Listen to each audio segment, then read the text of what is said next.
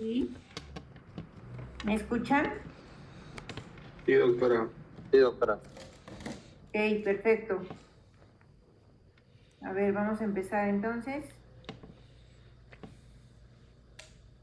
con síndrome de ovarios poliquísticos. Sí había dicho calcio, pero no la encontré, entonces creo que la dejé en la otra computadora porque cambié la máquina. Esta les va a gustar, creo que está más entretenida, más fluida. ¿Qué vamos a ver? Pues las definiciones, la parte de la fisiopatología, el diagnóstico y los criterios de tratamiento. Entonces, si bien existen, vean, existen muchos fenotipos actualmente que se consideran como diagnósticos de síndrome de ovarios poliquísticos. Si por favor me dejan de escuchar en algún momento, me avisan o levantan la mano para que yo los pueda ver. Pueden ver ustedes aquí cómo la epigenética tiene mucho que ver en la manifestación de las diferentes alteraciones del síndrome de ovarios poliquísticos.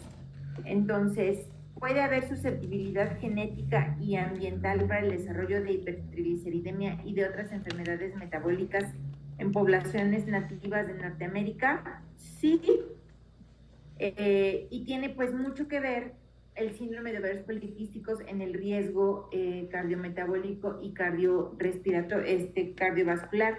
Entonces vean cómo desde la época prehispánica hasta 1960 y actualmente ha habido varios factores que han influido en la manifestación de algunos genes de enfermedades, el hambre, ¿no? Como pues en las diferentes épocas del mundo, las guerras, las infecciones, las muertes han ocasionado que cada vez que la población sobrevive, pues se vayan haciendo modificaciones y de alguna manera los organismos se vayan haciendo más fuertes para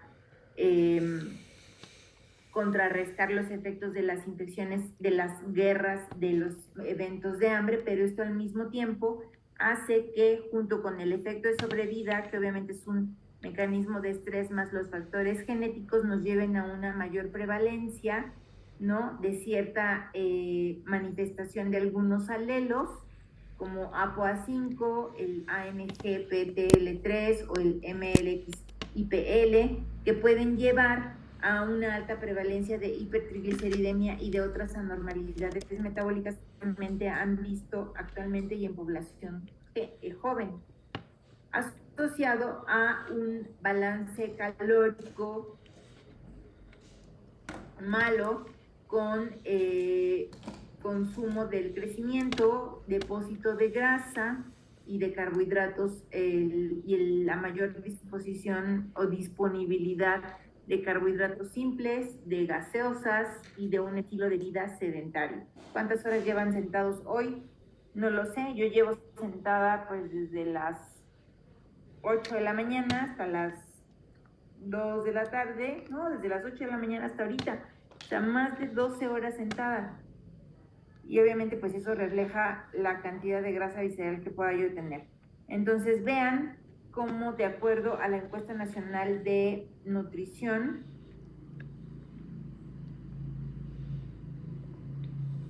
tenemos que el sobrepeso y la obesidad en la mujer continúan siendo un problema de salud y vean cómo prácticamente la obesidad junto con el sobrepeso para ENSANUD 2020 se igualó, un 37.6% de obesidad contra un 35.2%.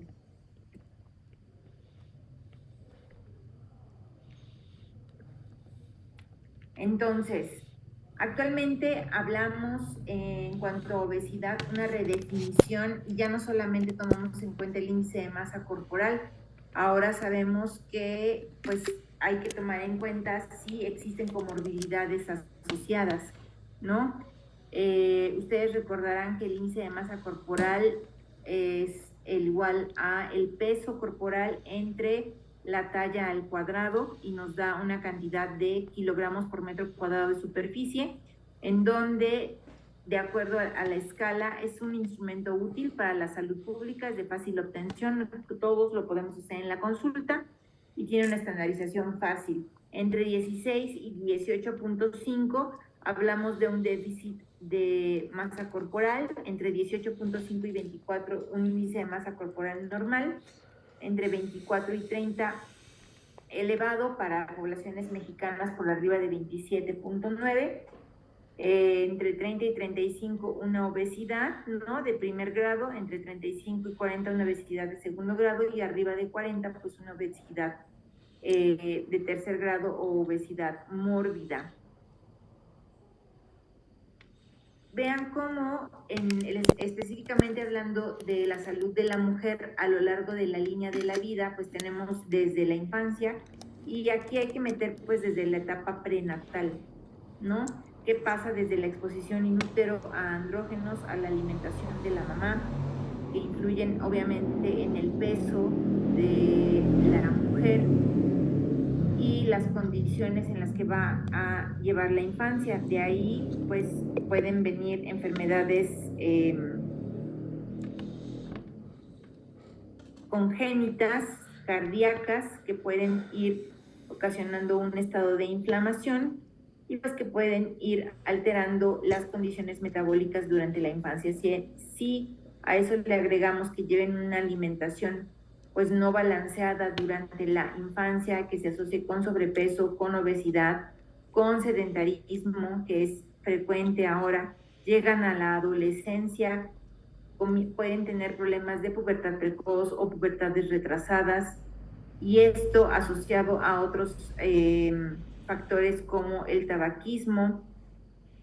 Llegan a la etapa adulta, se quieren embarazar, algunas ya comienzan con alteraciones de la fertilidad, que actualmente se ven hoy también mucho en día asociado con síndrome metabólico, que pueden generar trastornos hipertensivos en el embarazo, además problemas como partos pretérmino, y a esto pues además algunas otras enfermedades, ¿no?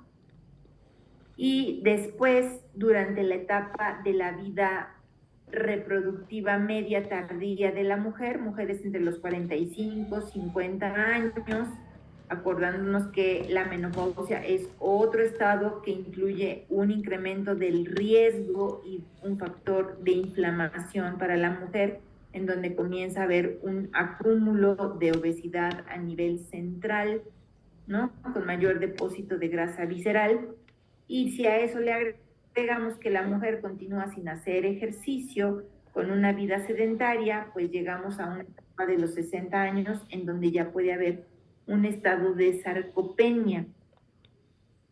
Y esa sarcopenia asociada a algún factor dismetabólico pues puede condicionar diabetes, cáncer, hipertensión, dislipidemia y además caídas, osteoporosis que se puede prevenir. Entonces, bueno, estas es como las características que pueden suceder en la mujer cuando no lleva un adecuado estado de salud o cuando no se toman medidas adecuadas de salud preventiva, ¿no? La prevalencia mundial de enfermedad cardiovascular estandarizada por edad en las mujeres se estimó en 6.403, un 95%, con un intervalo desde 6.079 a 6.740 casos por 100.000 habitantes. Entonces vean aquí en azul las que tienen concentraciones plasmáticas de glucosa alta, las que tienen concentraciones altas de colesterol LDL, de presión alta, de índice de masa corporal, una baja densidad mineral ósea y disfunción renal. Vean los países que alcanzan más muertes por 100.000 habitantes, pues son los países de Asia Central, junto con los países del norte de África, del este de Europa, y vean en dónde quedan los países de América. pacientes de Norteamérica con altos ingresos están hasta acá, pero pacientes de Latinoamérica, del sur, estamos por acá, ¿no? Y esto es aproximadamente lo que sucede. Entonces, ¿cuáles son los factores de riesgo tradicional para enfermedad cardiovascular? Diabetes, tabaquismo, la obesidad y el sobrepeso, la inactividad física. ¿Cuántos minutos se recomiendan a la semana de actividad física? Entre 100 a 150 minutos de ejercicio, y de ese ejercicio pues combinado aeróbico con un poco de fuerza, ¿no? La hipertensión arterial, la dislipidemia, el perfil de lípidos característico en la población mexicana con dislipidemia son concentraciones de LDL elevadas, con concentraciones bajas de HDL y elevación de triglicéridos. Y esto, pues en la mujer, específicamente en la mujer que se embaraza, pues nos puede llevar a partos prematuros por tener que interrumpirlos por una preeclampsia, a desórdenes hipertensivos del embarazo, a diabetes gestacional, 3 condiciones que pueden ser potencialmente prevenibles. Las enfermedades autoinmunes, además, que van surgiendo también con el estrés, el cáncer de mama, que es otro de los cánceres que surgen junto con los riesgos de obesidad, y pues los trastornos del estado de ánimo, ¿no? Que se han incrementado también en las últimas décadas y después del COVID. Entonces, pues vean, tienen aquí la etapa, la vida de la mujer, ¿no? Cómo tenemos por un lado las influencias derivadas del género per se XX, de los estrógenos, y las influencias que vienen asociadas al género humano. Y en el medio, pues vienen los factores de riesgo bien establecidos, los factores de riesgo no reconocidos y los factores específicos de riesgo asociados al sexo, como que, pues una menopausia prematura o una insuficiencia ovárica pretérmino, aquella que se conoce como el cese de la función ovárica, que ocurre antes de los 40 años de edad y que evidentemente incrementa el riesgo de enfermedades cardiovasculares en la mujer como hipertensión y dislipidemia, la diabetes gestacional, que ocurre más frecuentemente en mujeres embarazadas por arriba de los 35 años o mujeres con antecedente de ovarios poliquísticos o mujeres que empiezan el embarazo con un peso elevado, es decir, en sobrepeso o en obesidad, o en mujeres con antecedentes heredofamiliares directos de diabetes, los embarazos pretérmino, el síndrome de ovarios poliquísticos, que engloba muchas de las condiciones que acabamos de mencionar, y algunas enfermedades inflamatorias o enfermedades autoinmunes como los problemas tiroideos, como los problemas de lupus, por ejemplo, de artritis reumatoide, los factores de riesgo bien establecidos asociados a síndrome metabólico, la hipertensión, la dislipidemia que ya les comenté, la diabetes, la obesidad, una dieta o una alimentación no sana, un estilo de vida sedentario y el tabaquismo. Y los factores de riesgo no reconocidos, pero que también incluyen en la salud, pues los factores de riesgo psicosociales, la violencia o abuso de las parejas, la deprivación socioeconómica, ¿no? Que conlleva también un riesgo porque incrementa el estrés de las personas y además pues un menor acceso o un acceso más difícil a los servicios de salud, y los factores de riesgo ambientales como la polución ambiental, la exposición a sustancias químicas. Todo esto se junta y favorece pues la presentación o el desarrollo de la enfermedad. Entonces, dentro de los factores de riesgo cardiovasculares tradicionales y sus efectos desproporcionados sobre la enfermedad cardiovascular en mujeres en comparación con los hombres, pues tenemos la diabetes mellitus, la hipertensión arterial y la obesidad. ¿Qué hay de la diabetes mellitus? Aumenta la mortalidad cardiovascular en una mujer, o sea, una mujer que desarrolla diabetes tiene mayor riesgo de mortalidad cardiovascular. Aumenta el riesgo de insuficiencia cardíaca, fuera de proporción con lo observado entre hombres diabéticos y hombres no diabéticos, y hay tasas más altas de disfunción microvascular coronaria, de hipercoagulabilidad, asociado con el déficit de estrógenos que sucede en la menopausia también, y síndromes metabólicos concurrentes, hipertensión arterial con un aumento de la mortalidad cardiovascular, menos probabilidades de alcanzar metas, y obesidad, pues mayor prevalencia, mayor riesgo independiente de enfermedad cerebrovascular, cardiovascular y de diabetes o hipertensión. Entonces, ¿qué hay respecto a la historia del síndrome de poliquísticos? Pues desde 1935, Stein y Leventhal describieron el cuadro típico de mujeres con amenorrea, hirsutismo, obesidad e hipertrofia ovárica. Esa era como el fenotipo clásico de las pacientes con síndrome de ovarios poliquísticos. Después, 29 años después, Stein hace la resección en cuña de los ovarios y muestra ovarios gigantes con quistes. Hacia 1976, Ilkan y colaboradores hacen una asociación del síndrome de ovarios poliquísticos con la resistencia a la insulina. Después, en 1981, Swanson describe los hallazgos ecográficos del síndrome de ovarios poliquísticos. La década de 1980 sirve para que el ultrasonido haga el boom y entonces se empiece a hablar de ovarios poliquísticos en todas las pacientes a las que se les hacen ultrasonidos y se encuentran quistes sin tomar en cuenta los otros factores, ¿no? Como las alteraciones menstruales o como las manifestaciones de hiperandrogenemia, como el acné o como el hirsutismo, por ejemplo.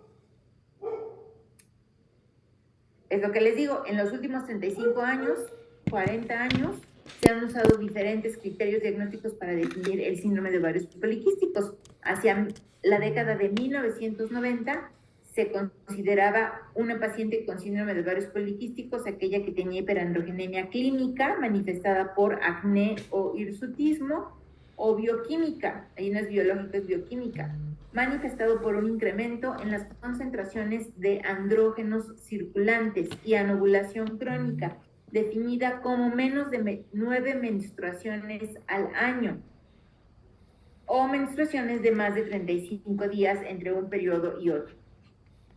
Al mismo tiempo, los Institutos Nacionales de Salud, el NIH, dice que sí, se trata de eso, el síndrome de ovarios poliquísticos, pero que hay que tomarlo como una enfermedad de exclusión de qué, pues de otras enfermedades endocrinas, como qué, como una hiperplasia suprarrenal de inicio tardío, ¿no? La más frecuente es secundaria a un déficit de 21-hidroxilasa, un hipercortisolismo, es decir, un exceso de cortisol en sangre, en donde sabemos que las pacientes cursan con hirsutismo y cursan con alteraciones menstruales, cuadros de hiperprolactinemia, en donde vimos, bueno, ya que la causa principal de hiperprolactinemia en una mujer en etapa reproductiva es el embarazo, si no, pues son los medicamentos, si no, pues es un hipotiroidismo, pero también en el contexto del síndrome de ovarios poliquísticos, de un 30 a un 50% de las pacientes pueden llegar a presentar cierto grado de hiperprolactinemia. O bien los tumores productores de andrógenos que van a condicionar amenorrea, y aquí no van a presentar datos de androgenización, van a presentar datos de virilización. Y aquí hay que recordar que la virilización es distinta a la androgenización.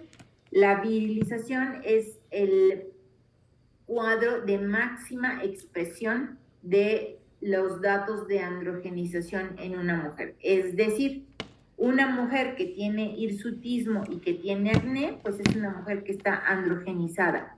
Una mujer que tiene alopecia de los recesos frontotemporales, que tiene cambios en la voz con un engrosamiento de la voz, que tiene un incremento de la masa muscular, que tiene una disminución de la grasa a nivel de la cadera, ¿no? Que tiene cambios de irritabilidad, esa es una mujer que tiene virilización o que tiene incluso crecimiento del clítoris. Y ahí estamos hablando de un tumor productor de andrógenos que por lo general tiene un inicio súbito, la mujer viene de estar reglando cada mes y de pronto deja de reglar. La prevalencia estimada del síndrome de ovarios poliquísticos es de un 5 a un 8%, y la morfología de los de los quistes se consideraba consistente, pero no esencial para el diagnóstico. Después, hacia el 2000, los criterios por ultrasonido siguen tomando importancia y se consideran el estándar de oro en el diagnóstico del síndrome de ovarios poliquísticos. Y aquí lo que ellos dicen es que debe haber la presencia de 10 o más quistes, que son estas lesiones hipoecogénicas redondas en la periferia del ovario.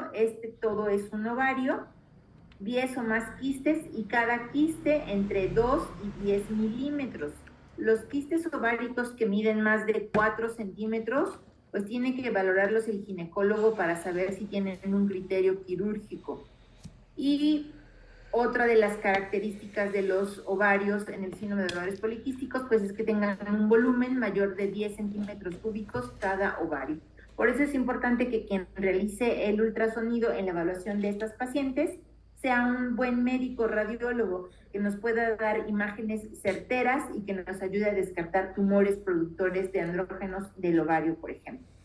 Y finalmente, ya hacia el 2003, pues surgen los criterios de Rotterdam en Holanda, en donde se dice o se concluye que la paciente debe presentar por lo menos 2 de 3 criterios: el hiperandrogenismo clínico o bioquímico, es decir, las manifestaciones que les dije de la piel oleosa, con el hirsutismo, el acné, o bioquímico con elevación de las hormonas, la anovulación crónica, menos de 9 menstruaciones al año, la presencia de quistes en los ovarios, y esto pues toma una prevalencia de un 15%. Y junto con 3 años después, hay una sociedad de exceso de andrógenos en Estados Unidos que dice que con que la mujer tenga una hiperandrogenemia clínica y o bioquímica es suficiente para decir que tiene un síndrome de ovarios poliquísticos. ¿Y por qué creen que sea suficiente con esto para decir que la mujer tiene un síndrome de ovarios poliquísticos? Pues porque la hiperandrogenemia es un factor de riesgo para que tenga alteraciones metabólicas, bien dislipidemia, bien resistencia a la insulina, bien glucosas alteradas de ayuno, bien ganancia de peso. Y por otro lado, la otra repercusión importante en la vida de estas pacientes es la fertilidad. Por eso se dice que el síndrome de ovarios poliquísticos es la endocrinopatía más frecuente que condiciona infertilidad en una mujer en edad reproductiva.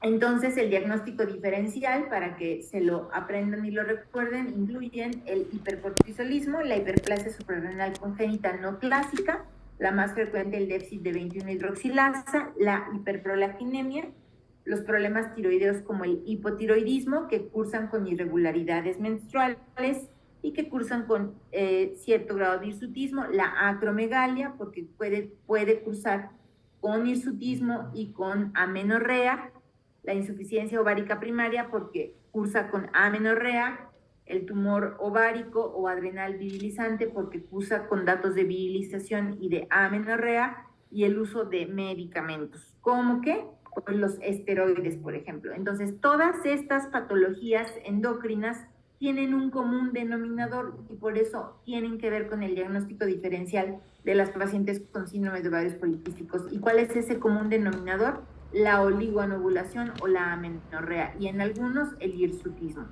Cada una de estas patologías a su vez tiene estigmas que nos van a dar la pauta para descartarlo clínicamente y ya bioquímicamente, pues con lo que nosotros solicitemos. Entonces, si yo les digo, díganme un estigma de hipercortisolismo que nos haga la diferencia con un síndrome de ovarios poliquísticos, pues a lo mejor está la fase de luna llena, las estrías abdominales violaces en cara, la obesidad centrípeta, la hipertensión arterial, ¿no? En una hiperplasia suprarrenal congénita de inicio tardío, pues que el hirsutismo va a ser severo. Y la pauta pues nos lo van a dar los niveles, las concentraciones de 17 alfa hidroxiprogesterona en sangre. La hiperprolactinemia, pues porque las concentraciones de prolactina van a ser lo suficientemente elevadas, y si además hay amenorrea y hay galactorrea, pues bueno, hay que descartar que no se vaya a tratar de un prolactinoma. En el hipotiroidismo, pues tenemos que pedir dentro de las pruebas, dentro de los estudios de laboratorio en sangre, un perfil tiroideo que nos diga que la tiroides se encuentra normal. En la acromegalia, pues porque va a haber estigmas para la acromegalia, el crecimiento acral de extremidades, las alteraciones visuales, los cambios bruscos, toscos de las facciones. En la insuficiencia ovárica primaria, pues porque se va a tratar de una mujer de menos de 40 años que puede no tener, puede no tener acné y de la nada súbitamente dejó de reglar y por laboratorio las concentraciones de FSH van a estar elevadas, o de un tumor ovárico o un tumor adrenal virilizante, porque el inicio va a ser brusco, también va a ser repentino, y los datos de virilización van a ser de rápida evolución, a diferencia de lo que sucede con un síndrome de ovarios poliquísticos común y corriente, ¿no? Y con los medicamentos, pues porque al interrogatorio ustedes van a poder saber que la paciente se encuentra tomando algún medicamento como el esteroide que está condicionando el hirsutismo. Entonces, dentro de la fisiopatología, pues se ha hablado mucho de la secreción anormal de la hormona liberadora de gonadotropinas, la GnRH, que favorece por la amplitud y la secreción de los pulsos que se produzca más hormona luteinizante que hormona folículo estimulante. Este incremento en la producción de hormona luteinizante va a llevar a un incremento en la producción o una mayor estimulación de las células de la teca del ovario y por lo tanto una mayor producción de andrógenos. Y al mismo tiempo nos va a romper las fases menstruales, ¿no? Y va a hacer que no haya un pico ovulatorio o una concentración, una elevación de la LH preovulatoria que nos va a condicionar que haya ovulación. La LH va a estar persistentemente elevada y no va a haber ovulación en estas pacientes. Se habla también de un defecto enzimático en la esteroidogénesis en el ovario o de la esteroidogénesis adrenal con sobreproducción de andrógenos. Entonces, por definición, las pacientes con síndrome de ovarios poliquísticos cursan con una hiperandrogenemia de origen ovárico y una hiperandrogenemia de origen suprarrenal, sin que esto signifique necesariamente que tienen un tumor, pero sí que nos hable de las manifestaciones clínicas que tienen y de los problemas de fertilidad. Y a nivel de receptores, se dice que hay una fosforilación en serina en vez de treonina con resistencia a la insulina que conduce a alteraciones metabólicas y reproductivas. Entonces, esta imagen es clásica del New England, en donde pueden ustedes ver aquí cómo están los pulsos de GnRH, y los pulsos normales de GnRH nos van a favorecer la producción de FSH. FSH va a estimular la célula de la granulosa y es la que va a dar origen al reclutamiento de folículos en la fase proliferativa. Cuando la GnRH tiene pulsos más rápidos, como pueden ustedes ver aquí, se favorece la secreción de LH y por lo tanto la estimulación de la esteroidogénesis en la célula de la teca, con un incremento en la producción de androstendiona que va a pasar hacia la célula de la granulosa y vía aromatasa se va a convertir en estrona, en estradiol, va a haber un incremento de los estrógenos y esto va a hacer que la mujer pues tenga un mayor crecimiento de los folículos, pero como no hay un cambio en las concentraciones de LH, ni hay tampoco un pico preovulatorio de LH, los quistes, o más bien los folículos, se van a formar quistes y entonces el ovario va a incrementar su tamaño y se va a ver como un ovario lleno de acné, y en realidad son los quistes. Y aquí lo tienen, los pulsos de GnRH en el hipotálamo, que tienen un incremento en su frecuencia, lo que va a favorecer la liberación de LH y va a limitar la secreción de FSH. Por eso se dice que hay una inversión de la relación de las gonadotropinas en el ovario, siendo 2 veces más elevada la secreción de LH que las concentraciones de FSH. Esto nos va a llevar a un exceso de LH que se va a unir a su receptor y nos va a condicionar una mayor producción de andrógenos. Además, estos andrógenos van a favorecer la resistencia a la insulina y la insulina va a tener receptores en el ovario que van a favorecer también la mayor secreción de andrógenos. Cuando yo le doy, por otro lado, metformina a una paciente, disminuyo la resistencia a la insulina, disminuyo las concentraciones de insulina y entonces disminuyo la exposición de las células ováricas a la insulina y por lo tanto la disminución de la producción de los andrógenos. Entonces se habla del hiperandrogenismo ovárico y de origen suprarrenal en el síndrome de ovarios poliquísticos.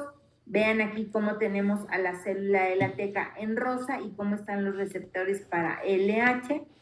Estos receptores van a favorecer la esteroidogénesis, lo que les decía de la androstendiona, que se convierte a testosterona por la 17-beta-hidroxisteroide deshidrogenasa, y la testosterona pasa hacia la célula de la granulosa y vía aromatasa se convierte en estradiol y en estrona. Entonces, de un 20 a un 30% de mujeres con síndrome de ovarios poliquísticos tienen una hiperandrogenemia suprarrenal y pueden tener elevadas las concentraciones de la dehidroepiandrosterona sulfatada. Y por otro lado, pues las pacientes que tienen déficit de 21-hidroxilasa van a tener elevadas las concentraciones de la 17-alfa-hidroxiprogesterona. Entonces, vean aquí qué es lo que pasa con los factores de crecimiento y de regulación gonadal. Tenemos a las células de la teca y las células de la granulosa. Entonces, con el estímulo que va a haber sobresaliente de la LH sobre estas células, pues vamos a tener una mayor expresión para receptores de insulina y de factores similares a la insulina, lo que nos va a llevar a un incremento en las concentraciones de progesterona, de estradiol, de testosterona y de androstendiona. Y por otro lado, esa hiperestimulación o la estimulación constante de la FSH sobre las células de la granulosa también nos va a llevar a una mayor expresión de los receptores para insulina, con un incremento de las prostaglandinas, del estradiol, de AMP cíclico, de progesterona.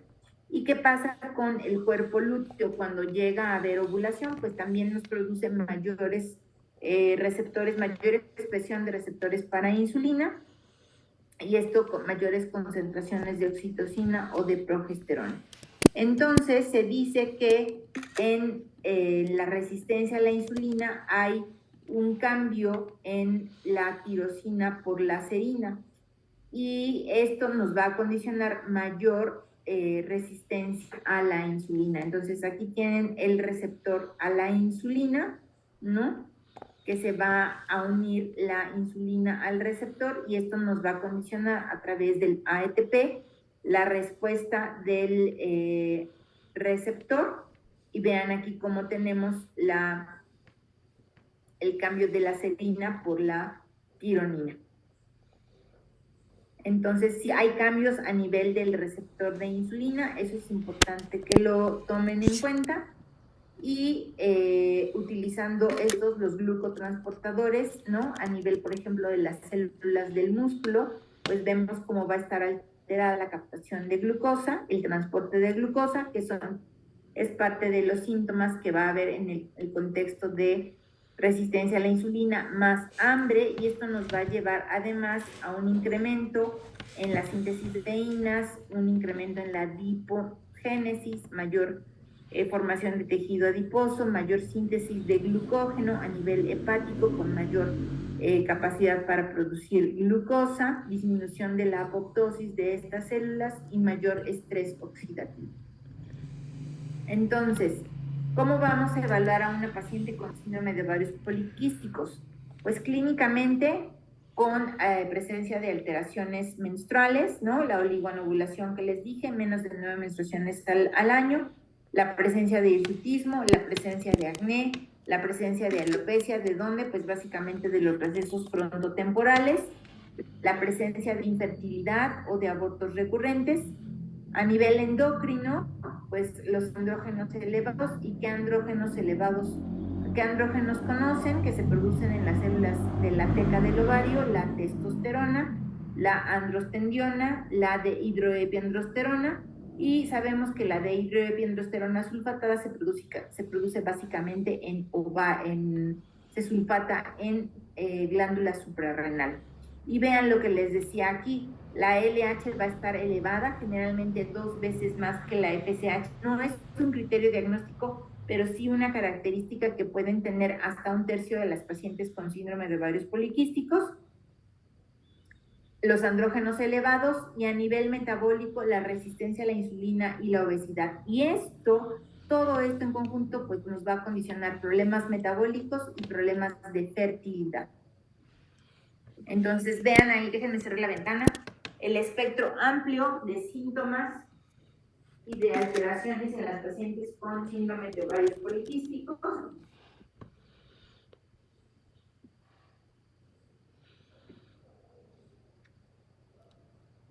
Tenemos el hirsutismo, el acné, la alopecia, por otro lado aquí la obesidad con la acantosis y los síntomas anovulatorios. Este conjunto de manifestaciones hace que los fenotipos de las pacientes sean cada vez más variados y que nos haga a nosotros, que nos obligue a buscar acuciosamente los datos clínicos y a pensar y a saber y a recordar que no todas las pacientes con síndrome de ovarios poliquísticos son aquellas que tienen sobrepeso o que tienen obesidad, que están llenas de acné, que tienen hirsutismo. O sea, puede haber pacientes delgadas, sin acné, pero con alteraciones menstruales y elevación de andrógenos en sangre, por ejemplo. Entonces, de ahí tenemos el síndrome de ovarios poliquísticos clásico, el no clásico y el atípico. El clásico, que va a estar caracterizado por hirsutismo, alteraciones menstruales, obesidad o sobrepeso, la hiperandrogenemia bioquímica, la presencia de ovarios poliquísticos por ultrasonidos y la elevación de LH o la inversión de la relación LH-FSH, FSH-LH. El SOP no clásico, en donde no necesariamente va a haber hirsutismo, no necesariamente van a tener alteraciones menstruales, no necesariamente van a tener obesidad, puede haber hiperandrogenismo bioquímico, pero puede haber ausencia de quistes en los ovarios y puede haber ausencia de anormalidades en los gonadotropos, en las células, en las LH y FSH. Y el SOP atípico, en donde van a tener hiperandrogenemia clínica, pero no necesariamente elevación de los andrógenos, y pueden tener menstruaciones regulares con imagen de ovarios normal por ultrasonido. Y tenemos la famosa escala de Ferriman-Galway, en donde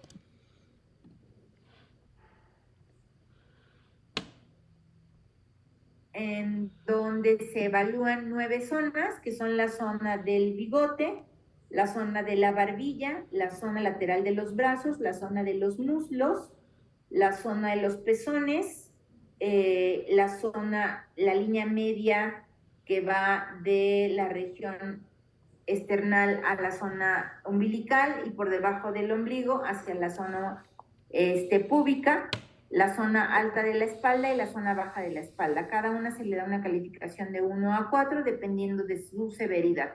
¿Cuáles son los riesgos de esta escala? Pues que es una escala visual y al ser visual es subjetiva y depende mucho de la cantidad de pacientes que hayan visto, depende mucho de la raza de la paciente, de la etnia de la paciente para que haya o no características más o menos de hirsutismo. Los trastornos menstruales, ya les dije, menos de 9 menstruaciones en un año o una menorrea secundaria cuando una paciente ha venido arreglando y de pronto pasan 6 meses y no ha arreglado, ¿no? Las menstruaciones, los ciclos normales son ciclos de 25 a 35 días y aquí es 8 o menos menstruaciones al año, es decir, menos de 9 menstruaciones al año. La anovulación, definida como una progesterona sérica de menos de 3 nanogramos por mililitro, y la anovulación crónica cuando se saltan 2 o más ciclos consecutivos y son anovulatorios. ¿Y por qué es importante el síndrome de ovarios poliquísticos, más allá de lo que se ve en la paciente? Pues por el riesgo cardiovascular, los riesgos asociados a la presentación de diabetes, de hipertensión, de obesidad, de dislipidemia, resistencia a la insulina. ¿Cómo se trata el síndrome de ovarios poliquísticos? Pues bueno, aquí hay varias alternativas, ¿no? Y varios ejes, y va a depender mucho también del criterio clínico y de las guías que las sociedades saquen, ¿no? Se pueden tratar los trastornos menstruales, ayudarlos a regularizar con anticonceptivos, pero los anticonceptivos tienen sus riesgos, sus efectos adversos metabólicos. Si la paciente tiene dislipidemia o tiene hipertrigliceridemia, a lo mejor el anticonceptivo no va a ser la mejor opción. Al tratar los trastornos menstruales también vamos a disminuir el riesgo de cáncer de endometrio. Al tratar la obesidad también vamos a disminuir el riesgo de cáncer de endometrio. La hiperandrogenemia, ¿cómo la vamos a tratar? Pues regulando los niveles hormonales, el acné, el hirsutismo, la alopecia, con tratamientos dermatológicos, pero también con tratamientos que se pueden dar desde el endocrinólogo y el ginecólogo. El tratamiento de los quistes ováricos muchas veces se regulan al disminuir el peso en la paciente, al disminuir el nivel de grasa visceral en los pacientes, y la resistencia a la insulina, que también mejora con mucho cuando mejoramos la masa muscular en las pacientes y tratamos el sobrepeso o las alteraciones de la glucosa o las alteraciones del perfil de lípidos o el hígado graso, y mejoramos con esto el riesgo cardiovascular, la hipertensión y la acantosis. Entonces, debemos incluir pues una pérdida de peso sana con cambios buenos en la alimentación, identificar a aquellas pacientes con trastornos de la conducta alimentaria para que sean valoradas por un psicoterapeuta y ayudarlas a llevar una actividad física sana. Obviamente tratar también los datos físicos, que son los que a la paciente le impactan. A veces le impacta más a la paciente el hirsutismo y el acné que el no reglar, pero tenemos que ayudarlas a entender que es todo un conjunto y que en el momento en que nosotros mejoremos peso, mejoremos ciclos menstruales, pues lo demás se va a ir dando también. ¿Qué hay de los anticonceptivos? Pues sabemos que existen anticonceptivos combinados que tienen estrógenos y que tienen progestina, y en el caso de las pacientes con datos de hiperandrogenemia, pues nos decidimos por los anticonceptivos que tienen progestinas antiandrogénicas. ¿Cuáles son estas progestinas antiandrogénicas? Pues clásicamente la ciproterona, que la tiene el Diane, por ejemplo, ¿no? O anticonceptivos más recientes como el Yasmin, el anticonceptivo de la Y, que tiene la drospirenona, por ejemplo, ¿no? Y pues de ahí ya los que demás se han salido, actualmente hay un anticonceptivo de progestina sola, que es el de dosis altas de drospirenona, que es el Slinda, y que también se puede utilizar en los pacientes. ¿Y cuáles son los beneficios? Pues nos van a ayudar a regularizar los ciclos menstruales, nos pueden ayudar a disminuir los datos de hiperandrogenemia clínica y bioquímica, como el hirsutismo y el acné. Nos pueden ayudar a disminuir el riesgo de cáncer de endometrio o de hiperplasia endometrial, a disminuir el riesgo de, los anticonceptivos orales, de los riesgos que tienen, pues y sobre todo en pacientes de riesgo, pacientes con obesidad o con antecedentes de trombosis o con lesiones varicales, mayor riesgo de trombosis, porque los anticonceptivos orales combinados, al tener un efecto de transformación hepática, ¿no? El efecto del primer paso, pues hacen que se incrementen los riesgos protrombóticos. Entonces hay que elegir bien a la paciente, y al mismo tiempo también pues pueden tener un efecto negativo sobre la concentración de triglicéridos. Entonces, cada vez que tengamos una paciente que usa anticonceptivos, debemos vigilar que por lo menos cada 3 o cada 4 meses el perfil de lípidos, para ver que no haya elevación de triglicéridos. Los antiandrógenos pueden ocasionar daño hepático, entonces la Endocrine Society no la recomienda como una monoterapia inicial, y a menos que de veces persiste el hirsutismo, se puede añadir un antiandrogénico como la finasterida. El fármaco, ellos no recomiendan el uso de fármacos hipoinsulinizantes como única indicación para el tratamiento del hirsutismo. Sin embargo, sabemos que pacientes con resistencia a la insulina y con hirsutismo, en el momento en que iniciamos, por ejemplo, metformina como sensibilizador de la insulina, pues mejora los síntomas de esto. La fotodepilación se recomienda para aquellas pacientes con vello no deseado, y la electrólisis para aquellas con vello también que tienen su efecto generalmente se alcanza cuando ya antes les iniciamos los cambios en la alimentación o con los fármacos, y ya después las podemos recomendar que vayan a la fotodepilación o a la aplicación del láser, ¿no? Y las mujeres que tienen hiperandrogenemia conocida, que optan por la depilación, pues se pueden optar por la terapia farmacológica para minimizar el crecimiento del vello, como el uso de espironolactona, por ejemplo, que es, además de ser un fármaco que ayuda en las pacientes con insuficiencia cardíaca, pues puede ayudar a disminuir el vello. La metformina mejora las concentraciones de andrógenos séricos. Sí, se dice en la literatura que puede tener un efecto poco o nulo en el hirsutismo, pero la verdad es que utilizada por largo tiempo y junto con el resto de las medidas que les acabo de decir, sí mejora el hirsutismo. La metformina se utiliza sobre todo para mejorar las tasas de fertilidad en aquellas pacientes con antecedentes de infertilidad y datos probados de resistencia a la insulina, ¿no? Mejoran los ciclos menstruales y protege el endometrio de la hiperplasia endometrial, y pues mejora la resistencia a la insulina.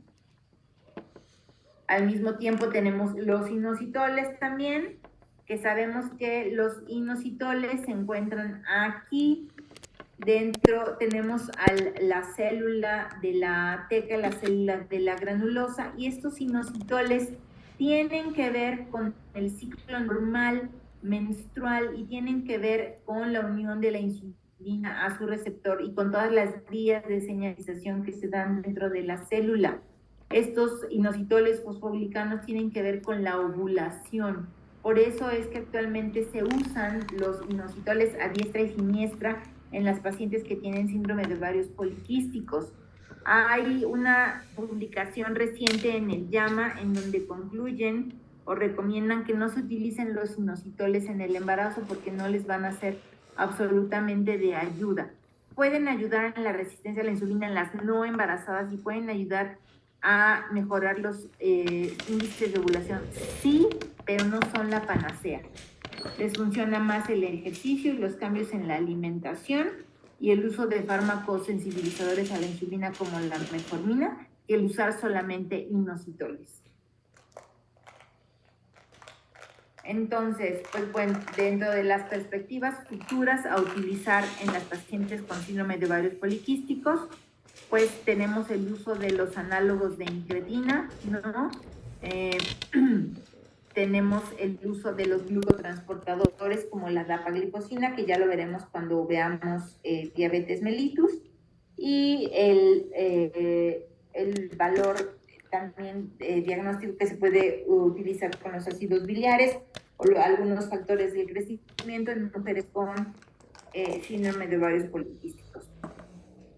¿Y qué hay respecto a la perspectiva de género en las enfermedades metabólicas? Pues bueno, aquí sexo, género, ¿no? Tenemos que hay pues mucha diferencia, brechas históricas en donde no se han cubierto las necesidades y todavía hay obstáculos para llegar a la salud tanto de hombres como mujeres, ¿no? La desigualdad de género sigue siendo un problema y sigue creando una brecha en la atención a la salud. Debemos ver cómo y estar atentos a la visibilización de las tendencias en redes sociales, el activismo a favor del peso, el derecho a la individualidad, hay que considerar todo para ser incluyentes y pues debemos ver la necesidad de incluir a todos los pacientes en la educación médica para hacer un abordaje integral. Y nunca pues demeritar ninguna de las sintomatologías por las que los pacientes nos busquen a la consulta. Y esto sería todo ahorita, terminamos en tiempo. Si se fijan, el síndrome de ovarios poliquísticos pues existió y seguirá existiendo. Probablemente existan algunas otras criterios diagnósticos en algún momento. Se va a ir redefiniendo como actualmente los múltiples fenotipos. Y la importancia radica en lo que les digo, el punto de vista de fertilidad y el punto de vista metabólico. Entonces, les voy a mandar unas como perlas para el diagnóstico, para el examen, información sobre los temas y nos vemos en la próxima clase para hablar de hipoparatiroidismo e hiperparatiroidismo, ¿ok? ¿Dudas, jóvenes? Nos vemos la próxima semana. Yo sí tengo una duda. Ok, bueno, entonces Doctora, nos vemos la próxima semana en punto de las 7 para hablar de hipo e hiperparatiroidismo. ¿Sale? Cuídense, chicos, que tengan buen fin de semana. Doctora, igualmente. Gracias, doctora.